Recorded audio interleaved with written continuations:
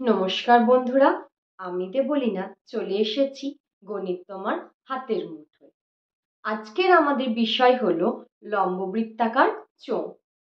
সবার প্রথমেই বলে রাখি, আমরা যখনই জ্যামিতি বা পরিমিতির অঙ্ক করব তখন এই ব্যাপারে আমাদের ধারণা স্পষ্ট হওয়া দরকার। এখন তোমরা বলবে কি ব্যাপারে ধারণা স্পষ্ট হওয়া দরকার? দেখো, লম্ববৃত্তাকার চোঙ হোক, চাই লম্ববৃত্তাকার শঙ্কু হোক, কি জ্যামিতির যে কোনো ধরনেরই অঙ্ক বা পরিমিতির যে কোনো ধরনেরই অঙ্ক, সেই ব্যাপারে যে চিত্র বা নকশা বা ছবির উপর নির্ভর করে আমরা অঙ্ক করছি বা কষছি, সেই চিত্র বা ছবি বা নকশার ব্যাপারে আমাদের ধারণা স্পষ্ট হওয়া দরকার। কোনো বস্তুর চিত্র বা নকশা বা ছবি যদি আমাদের মাথার মধ্যে স্পষ্ট থাকে, তাহলে সেই অঙ্ক করতে আমাদের একটুও দ্বিধাবোধ হবে না বা কষ্ট করতে হবে না। আশা করি তোমরা বুঝতে পেরেছো। দেখো, যেহেতু পরিমিতির অঙ্ক ছবি ভিত্তিক, তাই সেই বস্তুর ছবি বা চিত্র যদি আমাদের মাথার মধ্যে স্পষ্ট থাকে, তাহলে সেখানে আমাদের আর কোনো অসুবিধাই হওয়া উচিত নয়। দেখো, আজকে আমরা পড়ব লম্ববৃত্তাকার চোঙ। ঠিক আছে, এবার তোমরা বলবে যে চোঙ কি।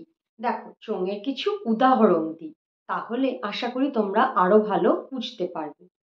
দেখো, আমাদের বাস্তব জীবনে আমরা অনেক ধরনের চোঙ মোটামুটি দেখে থাকি। ঠিক আছে, তো এবার চোঙের উদাহরণ দিতে গেলে, যেমন ধরো গ্যাস সিলিন্ডারের আকার কিন্তু চোঙ আকৃতির হয়। আবার ধরো ব্যাটারির আকারও চোঙ আকৃতি। আবার যদি বলি জলের পাইপও কিন্তু চোঙ আকৃতির হয়ে থাকে। আচ্ছা, আর কি আছে বন্ধুরা? দেখো, জলের পাইপ হয়ে গেল, গ্যাস সিলিন্ডার হলো, ব্যাটারি হলো, আর তোমার টিউবলাইটের আকারও কিন্তু চোঙ আকৃতি। ঠিক আছে। আচ্ছা, এবার দেখো চোঙ কিভাবে তৈরি হচ্ছে। ঠিক আছে, দেখো চোঙ যখন আমরা দেখো চোঙ কিভাবে তৈরি করা যায় বা চোঙের আকার কিভাবে দেয়া যায়, এটি বোঝানোর জন্য আমি একটি আয়তাকার কাগজ নিয়ে নিয়েছি। ঠিক আছে, এবার দেখো, এই আয়তাকার কাগজের একটি এই প্রান্তটিকে আমি যদি অক্ষ হিসাবে ধরি এবং এটিকে অক্ষ হিসাবে ধরার পর এটিকে গোল করে এইভাবে ঘুরিয়ে দিই। ঠিক আছে বন্ধুরা, দেখো ঘোরালাম, দেখতে পাচ্ছ? তাহলে এই যে আকার তৈরি হলো, দেখো আমি কি দেখতে পাচ্ছি, যে এর যে তলটা রয়েছে, উপরিতল বা ভূমির তল মানে নিচের তল যেটা আছে বা উপরের তল, কি আকারের হয়ে গেছে? বৃত্ত আকারের হয়ে গেছে, তাই না? আচ্ছা, এটা কি হলো? এটি হলো একটি চোঙের আকার। আমি এটা তোমাদের চোঙের আকার বোঝানোর জন্য বলেছি। দেখো, একবার দেখে নাও এটিকে। তাহলে কি হলো বন্ধুরা? দেখো কি করলাম, এটা আয়তক্ষেত্র একটি কাগজ ছিল, আয়তক্ষেত্রের আকার ছিল এই কাগজটা। তাহলে এই কাগজটিকে আমরা কি করছি, এর একটি প্রান্তকে অক্ষ ধরে সেটিকে অক্ষ বরাবর ঘুরিয়ে, দেখো অক্ষ বরাবর চারদিকে ঘুরিয়ে কি করছি, আমরা একটি ঘনবস্তুর উৎপন্ন করলাম, তাই তো? তাহলে এই যে ঘনবস্তুটা তৈরি হলো, এইটাকে আমরা কি বলছি? চোঙ বলছি। চোঙের আকারটা দেখে নাও তোমরা একবার। এরকম এর যে দুই তল থাকছে, সেই তল দুটি কি আকারে থাকছে বন্ধুরা? বৃত্তাকারে। ঠিক আছে, তো এইরকম তোমরা শেপ কোথায় দেখতে পাও? এরকম আকার তোমরা কোথায় দেখতে পাও? টিউবলাইটে দেখতে পাও, জলের পাইপে দেখতে পাও, গ্যাস সিলিন্ডারে দেখতে পাও, জলের গ্লাসেও অনেক সময় দেখতে পাও, তাই তো? আশা করি তোমরা বুঝতে পেরেছো। দেখো বন্ধুরা, আমরা কি করেছি, এই যে আয়তক্ষেত্রটি রয়েছে, এই আয়তক্ষেত্রটি একটি বাহুকে, হয় এই বাহুটি না হলে এই বাহুটিকে প্রান্তীয় বাহু হিসেবে ধরে আমরা এর অক্ষ বরাবর চারদিকে ঘুরিয়ে আমরা এই ঘনবস্তু যেটি আছে এই আকারটি দিয়েছি। ঠিক আছে, এবার দেখো এটিকে আমরা লম্ব বৃত্তাকার চোঙ কেন বলছি? দেখো, আমরা বৃত্তাকার কেন বলছি, যেহেতু এর দুটো তল, দেখো এই উপরিতল বা নিচের তল বা ভূমিতলও বলতে পারি। তো আমরা কি দেখছি যে এই দুটো তল কি আকারে আছে বন্ধুরা? বৃত্তের আকারে আছে, তাই তো? তাই এটিকে আমরা বৃত্তাকার নাম দিয়েছি। আচ্ছা, এবার দেখো লম্ব কেন বলছি। আমরা দেখতে পাচ্ছি যে এটি কি হয়েছে, লম্বভাবে দণ্ডায়মান।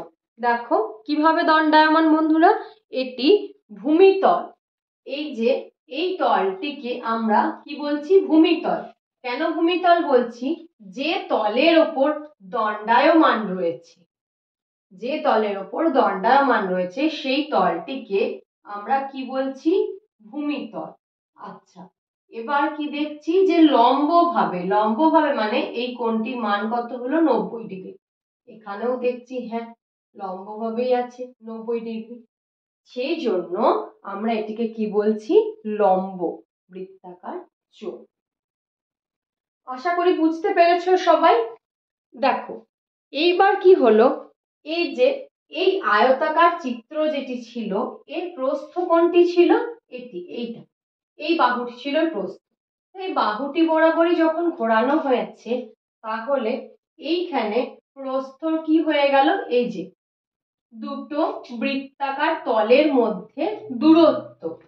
তো এই যে দুটো বৃত্তাকার তলের মধ্যে যে লম্ব দূরত্ব রয়েছে, এটিকে আমরা এই চোঙের কি বলছি?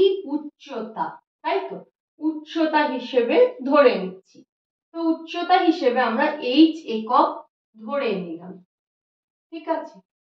আচ্ছা, এবার দেখো এই যে দৈর্ঘ্য, দৈর্ঘ্য যেটি আছে সেটি কি হচ্ছে, যখন এটিকে আমরা ঘুরিয়ে নিচ্ছি, মানে ধরো এই যে আয়তাকার কাগজ তোমাদের দেখিয়েছিলাম, এই আয়তাকার কাগজটিকে যখন আমরা এইভাবে চতুর্দিকে ঘুরিয়ে নিচ্ছি বা ফোল্ড করে নিচ্ছি, কি হচ্ছে? এইরকম একটি আকার ধারণ করছে। তাহলে তোমরা দেখো আমাদের যে দৈর্ঘ্যটি ছিল সেটি কি আকার নিল? দৈর্ঘ্য যেটি ছিল সেটি আমাদের বৃত্তের আকার নিয়েছে, তাই তো? তাহলে এটি কি হয়ে যাচ্ছে? এই চারপাশটা হয়ে যাচ্ছে বৃত্তের পরিধি, তাই তো? এই চারপাশটা হচ্ছে বৃত্তের পরিধি। তাহলে দৈর্ঘ্যটা কিসের আকার নিল? বৃত্তের পরিধির আকার নিয়েছে। তাহলে আমরা লিখতেই পারি এখানে দৈর্ঘ্য L ইজ ইকুয়ালস টু বৃত্তের পরিধি। আচ্ছা, ক্লাস 9-এ মানে নবম শ্রেণীতে আমরা বৃত্তের আকার, বৃত্তের ক্ষেত্রফল, পরিধি এসব পড়ে এসেছি। তাহলে আমরা এখানে দৈর্ঘ্য L ইকুয়ালস টু লিখতেই পারি 2 পাই, আচ্ছা, গুণের ব্যাসার্ধ, তাই তো? আচ্ছা, ব্যাসার্ধ আমরা এখানে r একক ধরে নিয়েছি, ঠিক আছে? r একক ধরে নিলাম। তাহলে আমি এখানে লিখতেই পারি 2 পাই গুণ r, তাই তো? একক। এটি কি হয়ে গেল? এই বৃত্তের পরিধি, তাই তো? আচ্ছা, এবার আমরা কি দেখব? দেখো যখন এটিকে ঘুরিয়ে দেওয়া হলো এভাবে চারপাশে, তো এখানে আমরা কতগুলি তল দেখতে পাচ্ছি। দেখো তো বন্ধুরা, এখানে আমরা কতগুলি তল দেখতে পাচ্ছি। এখানে আমরা প্রথমত এই উপরিতল আর ভূমিতল বা নিচের তল কি আকারে আছে? বৃত্তের আকারে আছে, তাই তো? তাহলে এই দুটি তল। আবার কি দেখতে পাচ্ছি? এই দুটি তল হয়ে গেল। এবার দেখতে পাচ্ছি এই যে এই তলটা, এই যে চারপাশে এই যে এই তলটা, এই তলটাকে আমরা কি বলবো? পার্শ্বতল বা বক্রতল, তাই তো? এই তলটিকে আমরা কি বলবো? বক্রতল বা পার্শ্বতল, তাই তো? আচ্ছা, আশা করি বুঝতে পেরেছো। তাহলে সেই পার্শ্বতল কি হয়ে গেল? পার্শ্বতলের যে পরিধিটা, সেই পরিধিটা কার সাথে সমান হচ্ছে? এখানে আমার 2 পাই r বাই l দৈর্ঘ্যের সাথে। আচ্ছা, এবার দেখি আমাদের কতগুলি তল এলো। তাহলে এক উপরিতল, ভূমিতল। আচ্ছা, এটি হয়ে গেল আমাদের উপরিতল, তাই তো? এটি হয়ে গেল আমাদের উপরিতল। আচ্ছা, উপরিতল আর ভূমিতল কি আকারে আছে? বৃত্তের আকারে আছে। আচ্ছা, তাহলে আমরা এই তলগুলি ক্ষেত্রফল দেখে নেব। এবার কি হচ্ছে, যেহেতু আমরা আগের ক্লাসে 9-এ পড়ে এসেছি যে বৃত্তের ক্ষেত্রফল কি হয়, তাই তো? তাহলে এখানে ভূমিতলের ক্ষেত্রফল আমরা কি দেখব, বা উপরিতলের ক্ষেত্রফল হয়ে গেল পাই গুণ ব্যাসার্ধর স্কয়ার, তাই তো, বা ব্যাসার্ধর বর্গ। তো আমরা এখানে লিখে দেব পাই আর স্কয়ার একক স্কয়ার। যেহেতু এটি ক্ষেত্রফল তাই এককের স্কয়ার হবে। এককগুলি খুব ভালো করে মাথায় রাখবে, ঠিক আছে? দেখো তাহলে ভূমিতলের বা উপরিতলের ক্ষেত্রফল কি হলো, পাই আর স্কয়ার। এবার দেখে নেব বক্রতল বা পার্শ্বতলের ক্ষেত্রফল।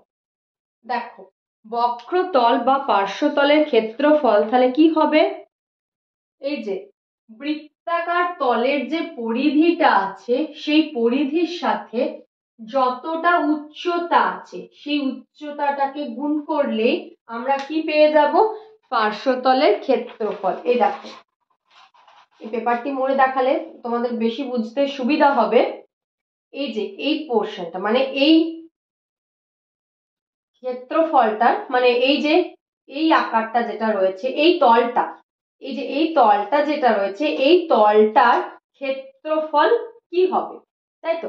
এই তলটির ক্ষেত্রফল কি হবে, তাহলে এই তলের নিচের আকার বা উপরিতলের আকার ভূমিতলের আকার কি আছে সমান, আর সোজাভাবে লম্বভাবে উঠেছে, তাই এটা কি হয়ে যাচ্ছে আমাদের ভূমিতলের যে পরিধি সেই পরিধির সাথে, যেহেতু এটি সমানভাবে উঠেছে তাই ভূমিতলের পরিধির সাথে এর উচ্চতাকে গুণ করে দিলে আমরা এই পার্শ্বতল বা বক্রতলের ক্ষেত্রফলটি পেয়ে যাব, তাই তো?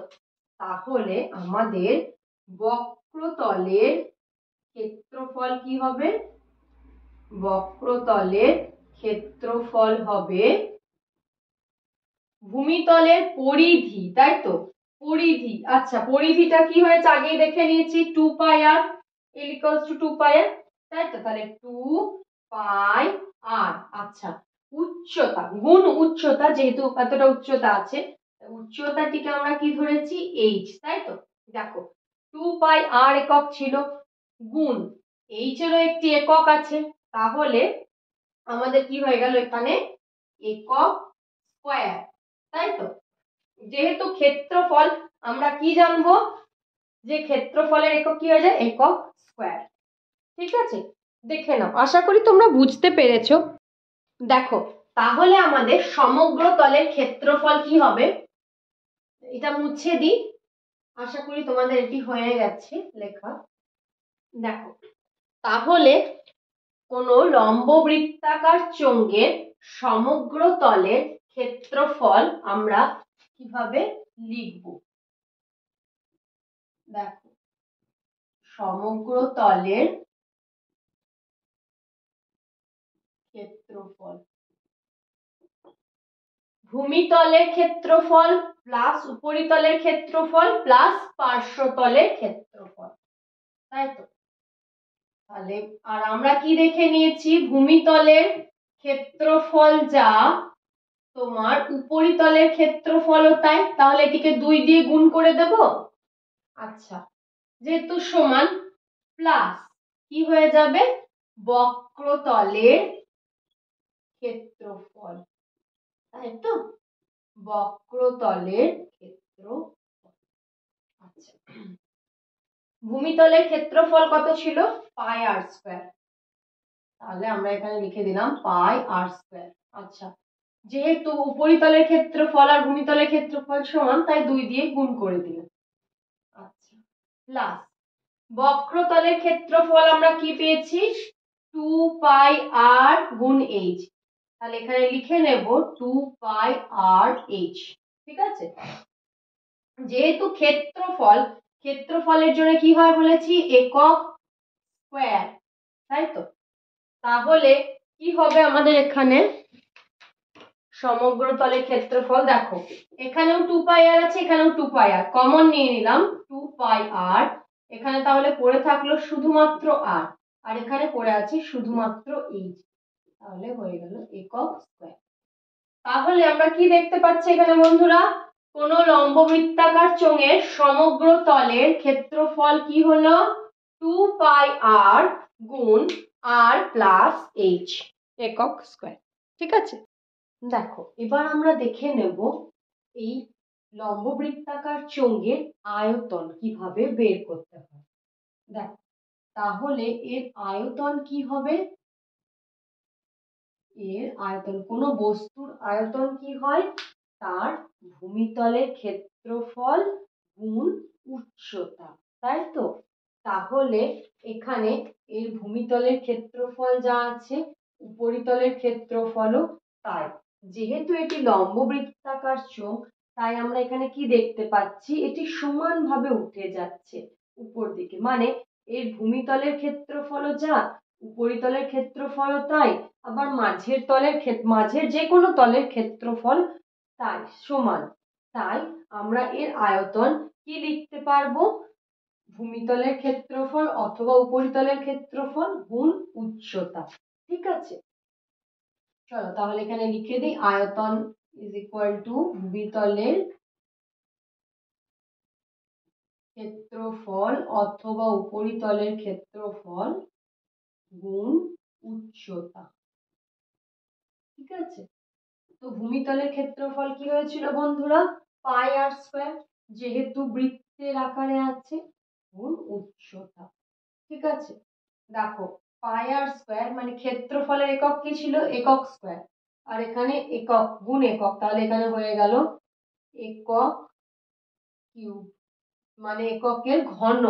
ঠিক আছে, এককের ঘন হলো, তাহলে আমরা কি লিখতে পারবো, পাই আর স্কয়ার এইচ এককের ঘন বা একক টু দা পাওয়ার 3 বা একক কিউব। ঠিক আছে, তাহলে আমরা আয়তন দেখতে পেলাম, কি হলো আমি আবারও বলে দিচ্ছি, আয়তন হলো কোনো বস্তুর ভূমিতলের ক্ষেত্রফল গুণ উচ্চতা। কেন, যেহেতু এটি লম্বভাবে উঠে গেছে, এর মাঝের তলেরও ক্ষেত্রফল যা উপরিতলের ক্ষেত্রফল তাই, এবং ভূমিতলেরও ক্ষেত্রফল সমান, তাই জন্য ভূমিতলের ক্ষেত্রফল গুণ উচ্চতা। এটি একদম সোজা ভাবে উঠেছে, দেখো কোথাও টেনে বেঁকে নেই, তাই আমরা এই উচ্চতার সাথে ভূমিতলের ক্ষেত্রফল গুণ করতে পেরেছি। আশা করি তোমরা বুঝতে পেরেছো সবাই। লম্ববৃত্তাকার চোঙের যে সূত্র সমূহ আছে তা একবার আমরা এক নজরে দেখে নিই।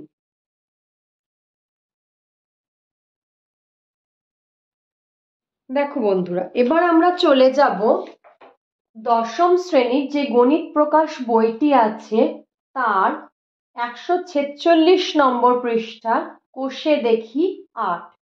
ঠিক আছে, এবার এখানে আমরা প্রথম অঙ্কটি কি দেখতে পাচ্ছি, দেখো ওখানে লেখা আছে পাশের চিত্রের ঘনবস্তুটি দেখি। এই যে এখানে যে ঘনবস্তুটি দেখানো আছে এটি কি আকারে দেয়া আছে, লম্ববৃত্তাকার চোঙের আকারে। এবার বলা হয়েছে ছবির ঘনবস্তুটির ড্যাশটি তল, মানে এখানে কতগুলি তল বলা হয়েছে। দেখো আগেই তোমাদের বলেছি মোট তাহলে কতগুলি তল হলো লম্ববৃত্তাকার চোঙের, যেহেতু উপরে একটি তল, উপরিতল, ভূমিতল এবং স্পার্শতল, তাহলে মোট 3টি তল হয়ে গেল। তাহলে এই ঘনবস্তুটির 3টি তল, তাই তো। আচ্ছা, এবার দেখো 2 নম্বরে কি বলেছে, ছবির ঘনবস্তুটির ড্যাশটি বক্রতল ও ড্যাশটি সমতল। তাহলে বক্রতল কয়টি, বক্রতল দেখতে পাচ্ছি একটি বা স্পার্শতল, তাই তো। আচ্ছা, আর সমতল দুটি, কোন দুটি সমতল বন্ধুরা, দেখো এই উপরিতল আর নিচের তল, এই দুটি তল হলো আমার সমতল। ঠিক আছে, আচ্ছা এবার দেখো কি বলা হয়েছে, 2 নম্বর অঙ্কতে বলা হয়েছে আমার বাড়ির 5টি ঘনবস্তুর নাম লিখি যাদের আকার লম্ববৃত্তাকার চোঙ। তো বাড়িতে আমরা কি কি জিনিস দেখতে পাই, আমি প্রথমেই তোমাদেরকে উদাহরণ দিয়ে দিয়েছি, যেমন টিউবলাইটের আকার লম্ববৃত্তাকার চোঙের আকার, গ্যাস সিলিন্ডারের আকার, ব্যাটারির আকার, জল খাবার গ্লাসের আকার। ঠিক আছে, জলের পাইপ যেগুলি হয় সেগুলির আকারও আমাদের কার মতো? লম্ববৃত্তাকার চোঙের মতো। আচ্ছা, এবার দেখো 3 নাম্বার অঙ্ক যেটি আছে, কি দেয়া আছে? স্টিলের পাতলা চাদর দিয়ে তৈরি ঢাকনা সমেত একটি ড্রামের ব্যাসের দৈর্ঘ্য 28 সেন্টিমিটার। কি বলেছে খুব ভালো করে লক্ষ্য করবে বন্ধুরা। আমি আগের দিনও তোমাদের বলেছিলাম, আগের ভিডিওতে, কোনো অঙ্ক করার পূর্বে দেখে নেব কি কি তথ্য আমাদের প্রদত্ত বা দেয়া আছে এবং কি খুঁজে বের করতে হবে। তো এখানে দেখতে পাচ্ছি স্টিলের পাতলা চাদর দিয়ে তৈরি ঢাকনা সমেত, যেহেতু বলা হয়েছে ঢাকনা সমেত, তার মানে কি হচ্ছে, এর উপরিতল আছে। একটি ড্রামের ব্যাসের দৈর্ঘ্য 28 সেন্টিমিটার। তাহলে ড্রামটির ব্যাস যদি 28 সেন্টিমিটার হয়, তাহলে তার ব্যাসার্ধ কত হয়ে যাবে? ব্যাসের অর্ধেক, তাই তো? আচ্ছা, ড্রামটি তৈরি করতে যদি 2816 বর্গ সেন্টিমিটার চাদর লাগে, তবে ড্রামটির উচ্চতা হিসাব করে লিখি। তার মানে এখানে এই যে ড্রামটি তৈরি করতে যদি 2816 বর্গ সেন্টিমিটার চাদর লাগে, তার মানে এই 2816 বর্গ সেন্টিমিটার আমাদের এখানে কি বন্ধুরা? এটি হলো সমগ্র তলের ক্ষেত্রফল, ড্রামটির সমগ্র তলের ক্ষেত্রফল। আচ্ছা, তাহলে প্রথমেই আমরা লিখে নেব যে ড্রামটির, এখানে আমরা প্রদত্ত বলে লিখে নেব, এটি কত নম্বর অঙ্ক? এটি 3 নাম্বার, তাই তো? তাহলে এখানে প্রদত্ত বলে লিখে নেব ড্রামটির ব্যাস বলে দেওয়া হয়েছে, তাহলে ড্রামটির ব্যাসার্ধ হয়ে যাবে 28 সেমি বাই 2, মানে 14 সেন্টিমিটার, তাই তো? 14 সেন্টিমিটার। আচ্ছা, এর সমগ্র তলের ক্ষেত্রফলও বলে দেয়া আছে। সমগ্র তলের ক্ষেত্রফল হলো 2816 বর্গ সেন্টিমিটার, তাই তো? 16 বর্গ সেন্টিমিটার। আচ্ছা, এবার আমাদেরকে কি খুঁজে বের করতে বলা হয়েছে? উচ্চতা। উচ্চতাটা আমাদের খুঁজে বের করতে হবে। তো আমরা কি করব? লিখে নেব, ধরি উচ্চতা ইজ ইকুয়াল টু এইচ একক, সরি এইচ সেন্টিমিটার, যেহেতু এখানে সেন্টিমিটার এককগুলি দেয়া আছে, তাই এখানে কি লিখে নেব? উচ্চতা সমান সমান 8 সেন্টিমিটার। আচ্ছা, এবার দেখো আমাদের এখানে সমগ্র তলের ক্ষেত্রফলও দেয়া আছে, আমাদের ব্যাসার্ধও দেয়া আছে। এবার উচ্চতা খুঁজে বের করতে হবে। আমরা সমগ্র তলের ক্ষেত্রফলের সূত্র কি জানি? 2 পাই আর গুণ আর প্লাস এইচ। তাহলে যেখানে আমাদের আর মানে ব্যাসার্ধ জানা আছে, তাই তো? তাহলে আমরা এখানে লিখতেই পারি শর্তানুসারে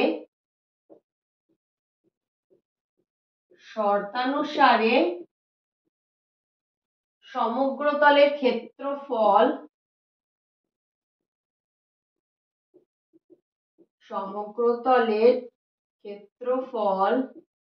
is equal to 2816, ঠিক আছে? এবার দেখো, তাহলে সমগ্র তলের ক্ষেত্রফলের সূত্র কি? 2 পাই আর, আর মানে ব্যাসার্ধ, গুণ আর প্লাস এইচ, তাই তো? is equal to 2816।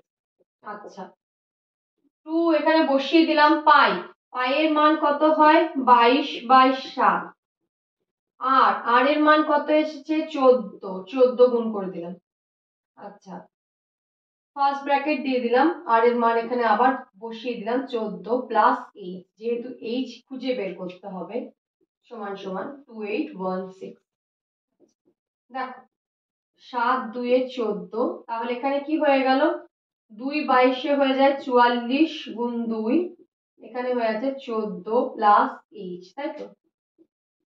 Equal to 2816। তাহলে কি হবে? 14 প্লাস এইচ এদিকে রয়ে গেল, বাম পক্ষে, ডান পক্ষে 2816/44 2 চলে গেল। আচ্ছা, আমরা যদি 2816কে 2 দিয়ে কাটি তাহলে কি হয়ে যাবে?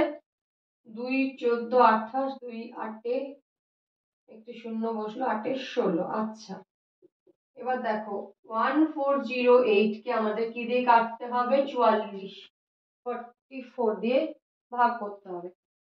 আচ্ছা, দেখে নি এটি 4 দিয়ে যায়, এটিও 4 দিয়ে যায় কিনা। 4 3 12, 2 0, 4 5 20, হ্যাঁ যায়। 4 3 12, 2 0, 4 5 20, 4 2 8, এটি হয়ে গেল 4 11। এবার দেখো 11 দিয়েও কেটে যাচ্ছে, 11 3 33। আচ্ছা, 2 2, 11 2 22। তাহলে আমি এখানে কি পেলাম, এটা একটু মুছে দিচ্ছি, আশা করি তোমাদের হয়ে গেছে। দেখো তাহলে কি হয়ে গেল? 14 plus H is equal to 32, তাই তো? তাহলে এখান থেকে এইচ মানে উচ্চতা পেয়ে গেলাম, 32 মাইনাস 14 ইজ ইকুয়াল টু কত হয়ে যাবে?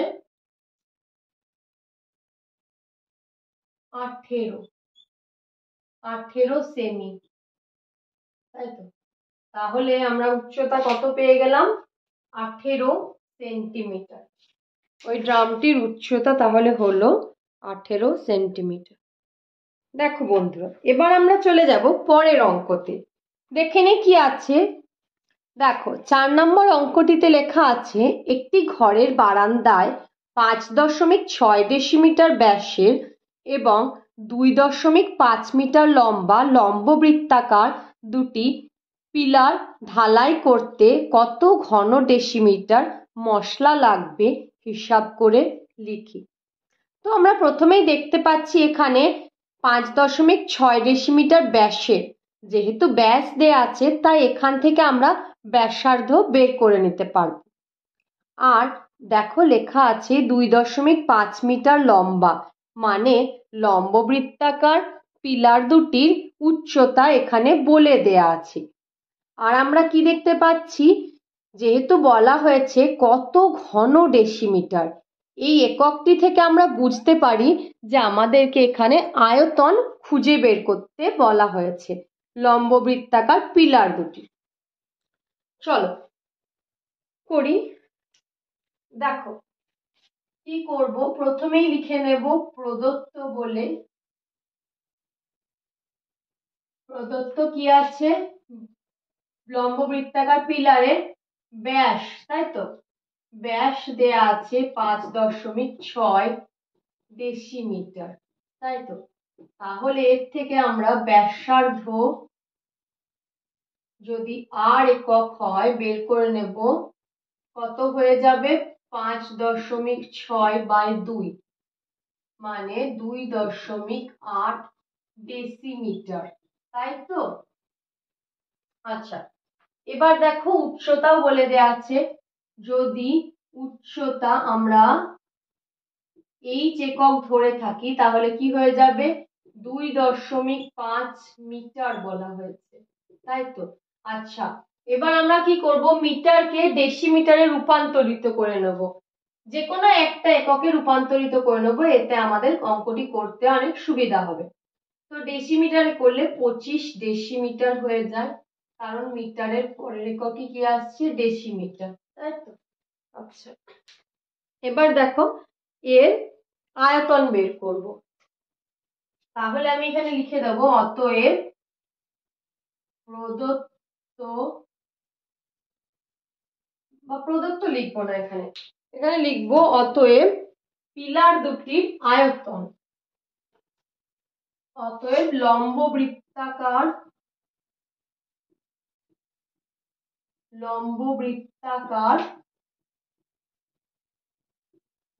পিলার দুটির আয়তন, বা তোমরা এটাও লিখতে পারো লম্ববৃত্তাকার পিলার দুটি তৈরি করতে মশলা লাগবে। ঠিক আছে, এইটাও লিখতে পারো, মশলা লাগবে। আমি এখানে আয়তন বলেই লিখলাম, লম্ববৃত্তাকার পিলার দুটির আয়তন। তাহলে কি লিখবো এখানে? যেহেতু দুটি আছে তাই 2 গুণ করে দিলাম আগেই। আয়তন কি হয়ে যায়, পাই আর স্কোয়ার এইচ। তো এখানে 2 বসালাম, পাই এর মান বসিয়ে দিচ্ছি, 22/7 গুণ আর আর এর মান কত আছে, 2.8। যেহেতু স্কোয়ার আছে তাই এখানে দুবার গুণ করে দিলাম, গুণ এইচ, এইচ এর মান বসিয়ে দিলাম 25। আচ্ছা, এই দশমিক গুলোকে এবার কি করব, সরিয়ে দেব। এই দশমিক গুলো সরিয়ে দেওয়ার জন্য কি করলাম, এখানে 10 দিয়ে ভাগ করে দিলাম। দেখো 7 28 কতবার যাচ্ছে, 4 বার, তাই তো? ঠিক আছে, এখানে দেখো এবার আর তো কিছু কাটছে না। 2 22, 2 গুণ 22 কত হয়ে যায়, 44। ঠিক আছে, আচ্ছা এবার দেখো 4 এর সাথে যদি 25 কে গুণ করে দিই, হয়ে গেল 100 গুণ 28। আচ্ছা এবার 10 10 এ 100, এখানে পরে লিখে দিলাম। তো এই দুটো শূন্য শূন্য কেটে গেল। আচ্ছা, তাহলে আমাকে 44 গুণ 28। আচ্ছা দেখে নিই এখানে 44 গুণ 28 কত হচ্ছে। 4 8 32, 2 হাতে 3, 4 2 8, 3 11। আবার ফের 28 কে 4 দিয়ে গুণ, এখানে দিলাম 112, হয়ে গেল কত, 2 3 2 1। তাহলে হয়ে গেল 1232 ঘন ডেসিমিটার। তো ওই লম্ব বৃত্তাকার পিলার দুটি তৈরি করতে 1232 ঘন ডেসিমিটার মশলা লাগবে। ঠিক আছে, তোমরা এর পরের অঙ্কগুলি চেষ্টা করবে। যদি তোমাদের না হয় বা কোনো রকম কোনো অসুবিধা হয় বুঝতে, তোমরা আমাকে নিচের কমেন্ট বক্সে কমেন্ট করে অতি অবশ্যই জানিও। আমি তোমাদের যথাসাধ্য চেষ্টা করব সেগুলিতে তোমাদের সাহায্য করার। ধন্যবাদ।